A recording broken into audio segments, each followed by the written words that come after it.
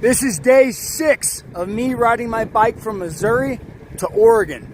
So it took me a while to get everything packed up at the park this morning because the winds were so strong. It was tough to get everything packed up because the stuff was just like blowing away. So I chilled at the park here with Dom and these pups. After I left the park, I went to the same gas station where I had dinner the night before and I got a killer breakfast. I had favorable winds yet again today, so I wanted to take advantage of that and get to Pueblo as quickly as possible. Rolling through some of these small Colorado towns honestly makes you feel like you're on the set of an old Western movie. I saw this big plane without wings on this train car, and then I finally rolled into Pueblo, Colorado. And I got to tell you, initially, I was a little bit taken back. Like any big city, Pueblo has a rougher area, but it's also got some really, really nice areas. I headed over to Great Divide Ski, Bike, and Hike, and Nick, the owner here, he was freaking awesome. So I had a little bit of like rotor rub that was squealing on my front brake, and he could see that the rotor was rubbing, but my pads were also basically smoked, and considering I was headed into the mountains,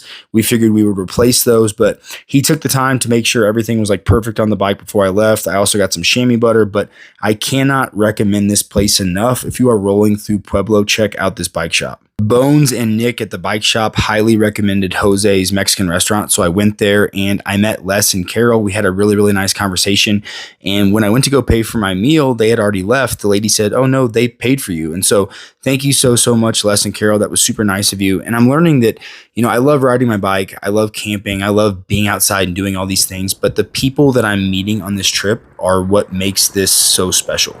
Basically, as soon as you climb out of Pueblo, the terrain completely changes. You kind of get in the mountains, and that was really, really nice.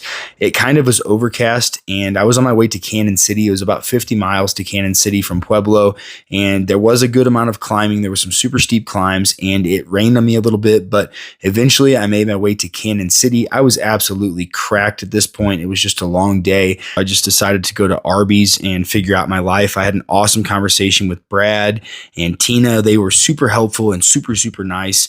It was raining. It was late. I was tired. I decided to just get a hotel. I wanted to do things the hard way and camp the whole time, but I just did not have it in me today.